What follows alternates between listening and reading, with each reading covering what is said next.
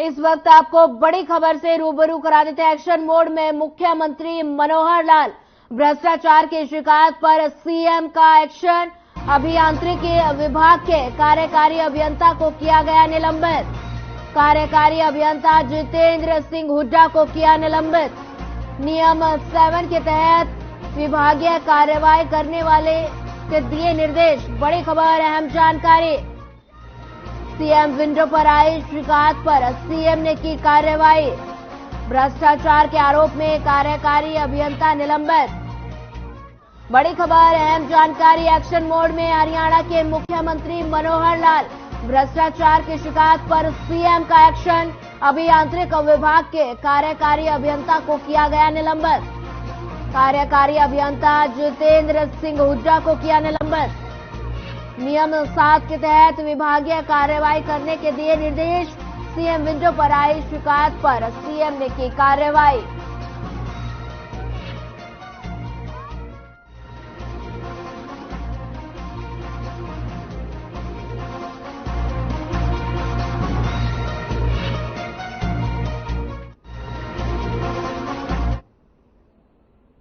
देश की नई संसद में चूक का एक बड़ा मामला सामने आया है। दो तस्वीरें आपके सामने हैं, लोकसभा के अंदर की और संसद के बाहर की।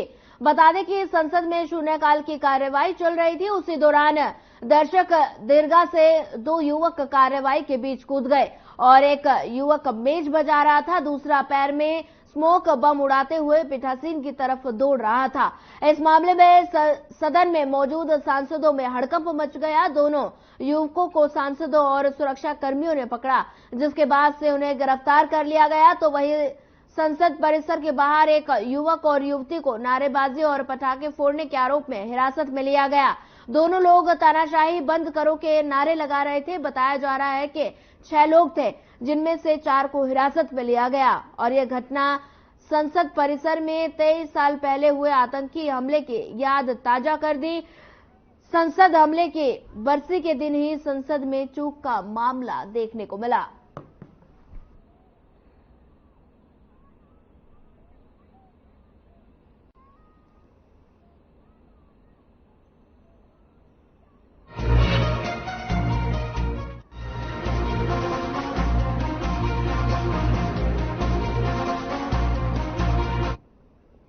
तो वहीं संसद के बाहर हंगामा करते हुए जो उस महिला को हिरासत में लिया गया, उसकी पहचान हरियाणा के जींद की रहने वाली नीलम के रूप में हुई। बताया जा रहा है कि नीलम जींद के घसो खुर्द गांव की रहने वाली है, जो हिसार में रहकर हरियाणा सिविल सर्विस की तैयारी कर रही थी। नीलम के परिजनों का कहना है कि इस बारे में टीवी से जानकारी मिली थी। इन लोगों ने ऐसा क्यों किया, ये जांच के बाद ही साफ हो पाएगा।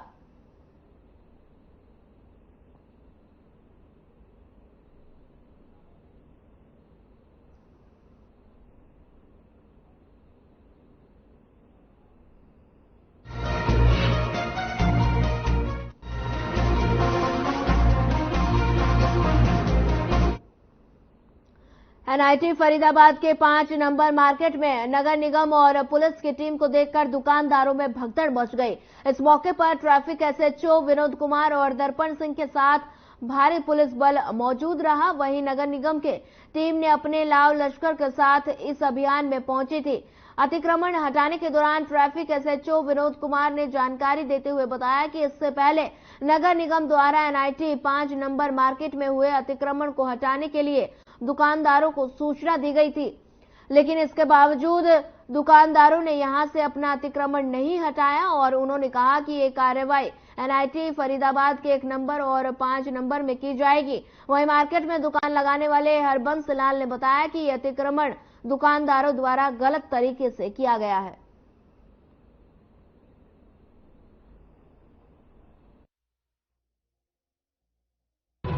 ये 5 की और 1 की मार्केट चलेगी। 5 की मार्केट और 1 की मार्केट चलेगी। अच्छा, हाँ, ये रोड खुला करवाना है, पब्लिक को दिक्कत ना हो। जो रोड पर पब्लिक गाड़ी खड़ी कर देती है, रोड पर बढ़ा लेती है दुकान ने, निगम साथ नहीं रखे निगम की। तो यहाँ किस तरह का अतिक्रमण नजर आया? हाँ जी, यहाँ किस तरह का अतिक्रमण नजर आया? तो गाड़ियाँ खड़ी हैं रोड पर, गाड़ियाँ हटवानी है और जो दुकानें बढ़ा रखी है वो बढ़वानी है। कोई पहले नोटिस दिया गया था, इन्हें चेतावनी दी गई थी क्या? चेतावनी दी गई है। चेतावनी बावजूद निगम की तरफ से कार्रवाई वो अपनी जगह पे ठीक है, करनी चाहिए, पर इनको हफ्ते में एक बार करनी चाहिए ताकि साला कोई लगाए भी नहीं, लगाए कोई हिम्मत ही नहीं करेगा जी। अब आप 6 महीनों में साल में आओगे तो हर कोई लगाएगा और छोड़ के चला जाएगा। अब आओ, हर हफ्ते आओ, कोई भी नहीं लगाएगा। हाँ, उसको डर होगा कि आने वाले हैं, कोई भी नहीं लगाएगा। अब 6 महीने में साल में आओगे तो हर कोई कहेगा कि मैं भी लगाऊं, वो भी लगाया। आप अतिक्रमण को गलत मान रहे हैं? है ही गलत है, लेकिन अब जब पहले नंबर वाले ने दुकान लगा ली, उसकी वजह से मेरी दुकान छूट गई जी।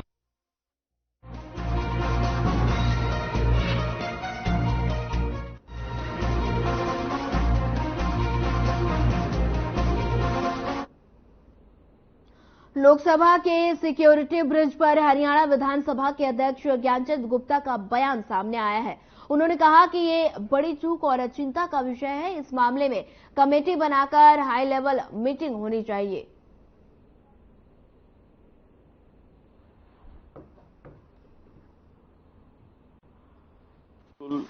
जो आज लोकतंत्र के सबसे बड़े मंदिर लोकसभा में जो घटना घटी है, बहुत ही चिंताजनक है, निंदनीय है और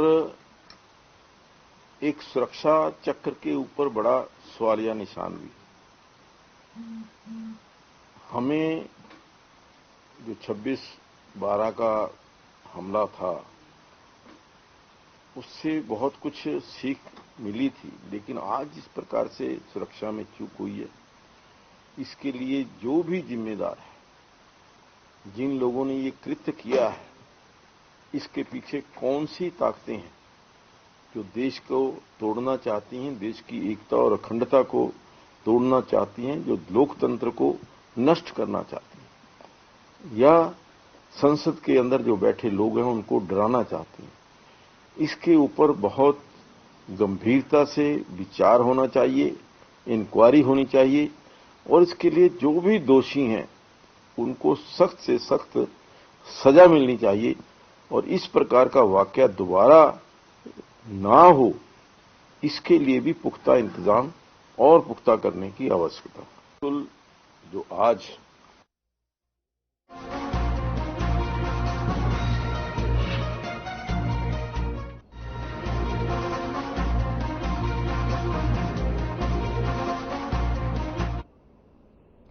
स्वास्थ्य मंत्री अनिल विज ने करीब 70 दिन एक बार फिर स्वास्थ्य विभाग का पदभार संभाल लिया है, जिसके बाद स्वास्थ्य विभाग के कामों में तेजी देखने को मिल रही है।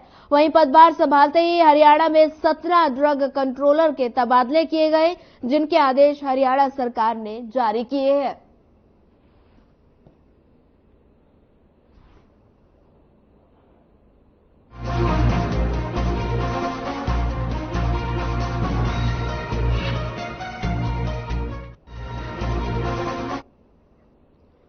कांग्रेसी नेता राहुल गांधी द्वारा दिए गए बयान की जाति जनगणना से ध्यान भटकाने के लिए बीजेपी नेहरू जी का मुद्दा उठा रही है। गृह मंत्री अनिल विज ने भड़कते हुए कहा कि हम विविध जाति गणना के पक्ष में नहीं थे। राहुल गांधी ने अमित शाह पर बोला है कि उन्हें इतिहास का नहीं पता, उनसे उम्मीद भी नहीं कर सकते। और इस पर विज ने कहा कि हमें ऐसा लगता है कि राहुल को नहीं पता कि उनके दादा नानी क्या करते रहे और देश के साथ।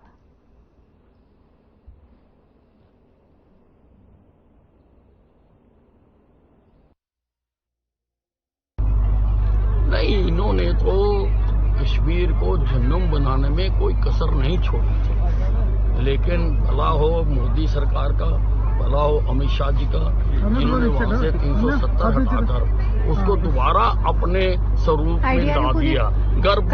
गर्भ बर रुए जमी अस्तो हमी अस्तो हमी अस्तो हमी अस्तो।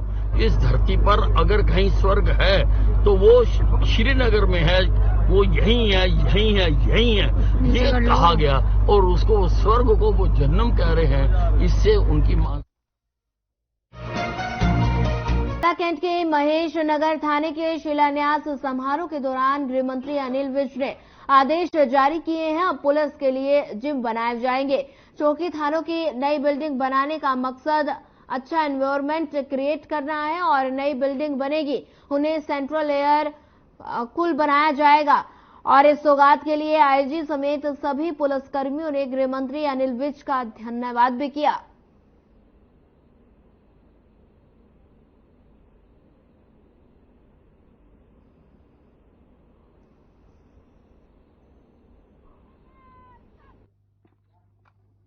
आज अंबाला छावनी में महेश नगर थाने का शिलान्यास किया गया है। थाना बने तो कई वर्ष हो गए, परंतु ये सदर बाजार की जो महेश नगर चौकी होती थी वहीं से ही काम कर रहा था। थाना बन गया लेकिन थाने का भवन नहीं बना। आज यहां पर आधुनिक थाना बनाने का शिलान्यास किया गया है। इससे पहले भी सुभाष पार्क के सामने एक हाउसिंग बोर्ड चौकी जो हुआ करती थी उसका बनाने का काम आरंभ किया गया है। इसी प्रकार से बीसी बाजार में जो बीसी बाजार चौकी होती थी उसको भी नया बनाने का काम किया जा रहा है और बहुत जल्दी पड़ाव थाना जो कि एक चौकी से काम कर रहा है उसके लिए भी हमने जगह निर्धारित कर ली है। हाल्ट्रॉन की बिल्डिंग के साथ हमने दस्तावेज भेज दिए हैं और वो थाना भी बनकर तैयार हो जाए। आपके शहर का नुमाइंदा होम मिनिस्टर बना तो उसको ये लाभ तो यहां मिलने ही चाहिए थे।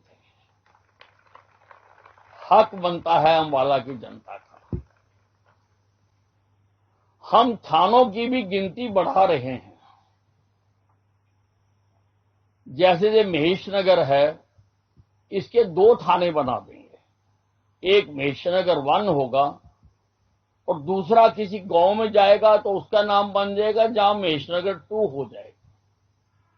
जगाधरी रोड से कर्तव्य का निर्वहन भली भांति से नहीं कर पाते, क्योंकि जब तक पुलिस अधिकारी और कर्मचारी के रहने और कार्य करने के लिए मूलभूत सुविधाएं उपलब्ध नहीं होंगी तब तक वह अपने कर्तव्यों का पालन उचित ढंग से नहीं कर पाएगा।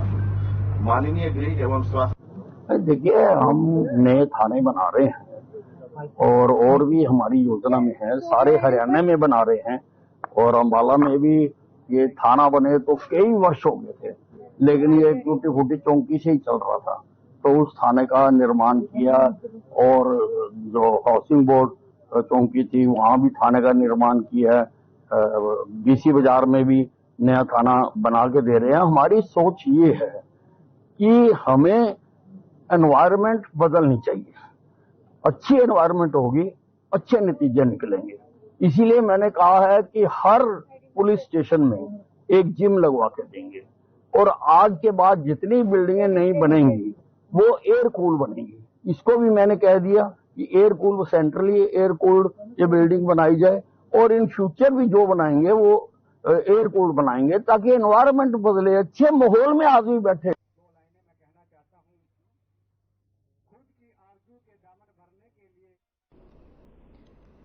कृषि एवं पशुपालन मंत्री जेपी दलाल ने लोहारू हलके के गांव गिंगानू कुल्लड़, ढाणी, टोड़ा, सोहासड़ा, पहाड़ी साहित्य दर्जन गांव का दौरा किया। कृषि एवं पशुपालक मंत्री ने हलके के 2 दर्जन से अधिक गांव का दौरा कर शादी समारोह में शिरकत की और लोगों से रूबरू हुए और लोगों की समस्याएं भी सुनी और समाधान करने के लिए मौके पर अधिकारियों को दिशा निर्देश भी दिए गए।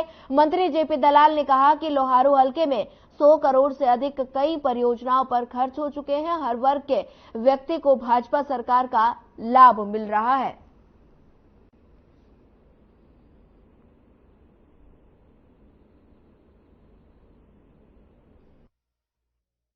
ऐसा है, कोई गिनती नहीं है। यहाँ इतने विकास कार्य हुए हैं, सारी तो नहरें दोबारा बनाई गई हैं और सैकड़ों के आसपास हमारे जिले के अंदर सड़कें बनी हैं और जो माइक्रो इरिगेशन की योजनाएं हैं उससे बड़े बड़े प्रोजेक्ट आए हैं। यहाँ पर 100 करोड़ रुपए से ज्यादा के प्रोजेक्ट उसके हैं, जिससे तालाब बना करके, चक बना करके 400, 500 एकड़ में पानी लगता है। 85% सब्सिडी दे करके हमने सारे मिनी स्प्रिंकलर, ड्रिप इनका काम किया है और कुल मिलाकर के पिछले 4-5 साल में यहाँ पर प्रधानमंत्री फसल बीमा योजना, खराबे का पैसा, प्रधानमंत्री सम्मान निधि का पैसा और बाजरा भावांतर भरपाई का पैसा, मैं समझता हूं कि हर परिवार के अंदर 4-4, 5-5 लाख रुपए आ चुके हैं।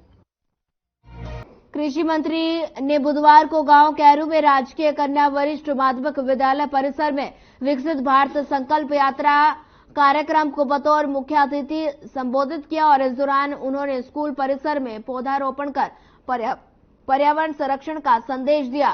साथ ही उन्होंने यहां पर लगे सेल्फी पॉइंट पर प्रधानमंत्री के साथ फोटो भी करवाई और यहां पर मौजूद एलईडी पर प्रधानमंत्री का संदेश सुना और कैरू गौशाला के लिए 11 लाख रुपए की राशि देने की घोषणा भी की।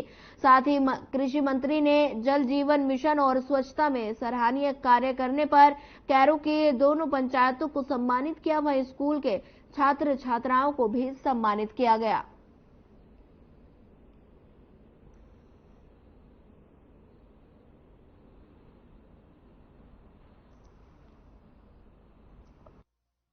आदरणीय नरेंद्र मोदी जी की विकसित भारत संकल्प और जन संवाद यात्रा, इस यात्रा का मतलब यही है कि गांव गांव में सारा प्रशासन जाए, मंत्री एमएलए जाए, उन्होंने जनप्रतिनिधि जाए।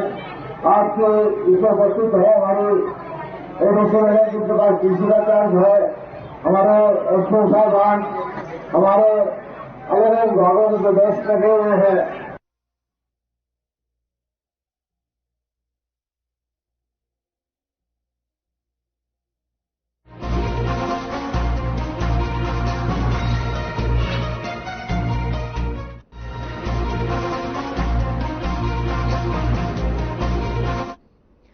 हरियाणा विद्यालय शिक्षा बोर्ड और एचटीईटी हेल्प डेस्क की ईमेल आईडी हैक करने का मामला सामने आया है, जिसके बाद अभ्यर्थियों से रुपए की डिमांड की जा रही है। तो वहीं जैसे ही इसकी जानकारी प्रशासन को लगी, तुरंत हरियाणा विद्यालय शिक्षा बोर्ड ने पुलिस को इसकी शिकायत दी और साथ ही शिक्षा बोर्ड सचिव ज्योति मित्तल ने अभ्यर्थियों से भी अपील की है, अगर एचटीईटी हेल्प डेस्क के मेल से कोई मैसेज आता है तो उसे अभ्यर्थी फिलहाल अपना अनदेखा करे।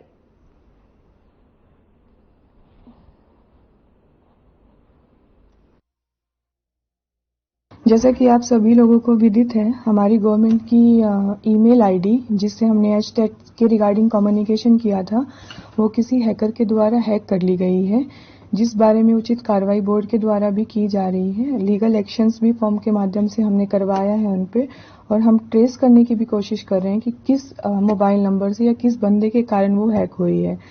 मीनवाइल मैं सभी अभ्यर्थियों से और जिसके पास भी उस ईमेल आईडी से मैसेज आते हैं, तो मैं अपील करूंगी आप लोगों से कि उस मेल पे कोई भी रिस्पॉन्स ना करें। आप मेरे संज्ञान में आया है कि उस मेल से 2-4 मैसेजेस भी हुए हैं जिसमें कि पैसे की डिमांड की गई है। तो अभ्यर्थियों से पुनः मेरा निवेदन है कि इस टाइप की डिमांड को वो लोग पूरी ना करें और संयम बनाए रखें। मैम, किसके ऊपर कार्रवाई अमल में लाई गई? लीगल एक्शंस चल रहा है, एफआईआर रजिस्टर करवा दी गई है। जैसे ही कुछ इसके बारे में जानकारी मिलेगी, हम पुनः एक्शंस उसके ऊपर लेंगे जो भी लीगली बनता है।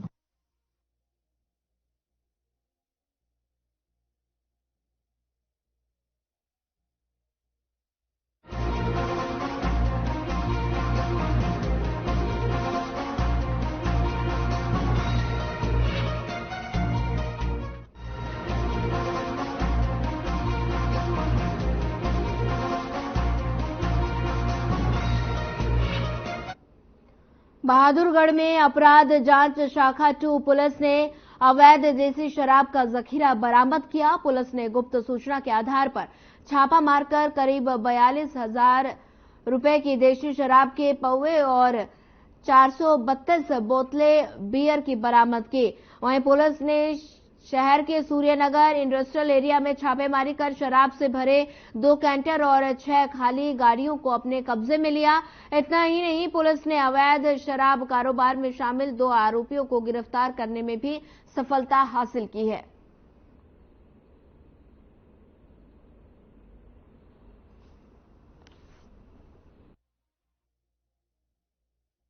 सूचना मिली थी कि कुछ व्यक्ति कैंटर में अवैध शराब लेके आते हैं और यहाँ एक गोदाम के अंदर ये इकट्ठा करते हैं और वहाँ से छोटी गाड़ियों में लोड करके और उनको दिल्ली व अलग अलग जगह सप्लाई करने का काम करते हैं।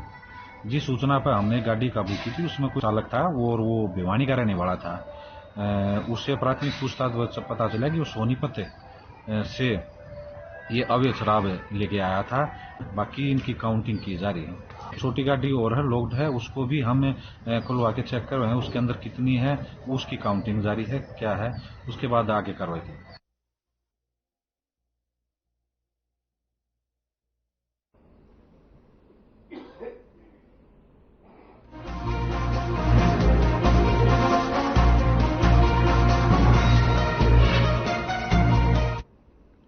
बहादुरगढ़ के जसोर खेड़ी गांव में दिव्यांग बुजुर्ग की चाकू से 22 बार वार कर हत्या से परिजनों में भारी रोष है। गुस्साए परिजनों ने दिल्ली रोहतक राष्ट्रीय राजमार्ग संख्या 9 पर जाम लगा दिया।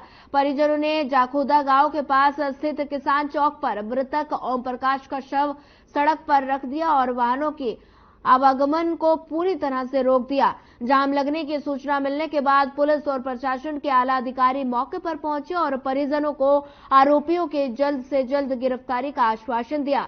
तब जाकर करीब आधे घंटे बाद परिजनों ने जाम खोला।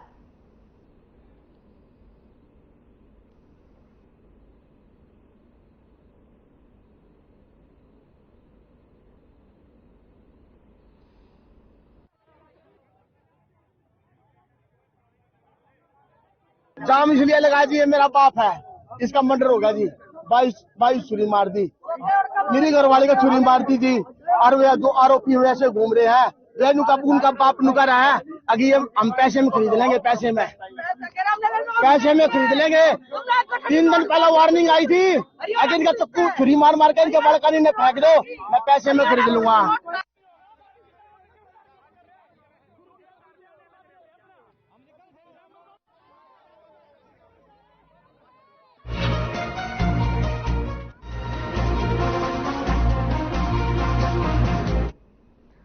फरीदाबाद में सीएम फ्लाइंग ने अवैध शराब ठेके और आबकारी नीति के नियमों की अनदेखी को लेकर छापेमारी की। सीएम फ्लाइंग को सूचना मिली थी कि पलवल के गांव खांबी में अवैध शराब की दुकान खुली है। टीम ने कार्रवाई करते हुए दुकान में रखी अंग्रेजी शराब की 2 पेटी, देशी शराब की 5 पेटी और 10 बियर की बोतलें कब्जे में ली। साथ ही शराब की बिक्री के 3,200 रुपए भी जब्त कर स्थानीय पुलिस के हवाले किए गए।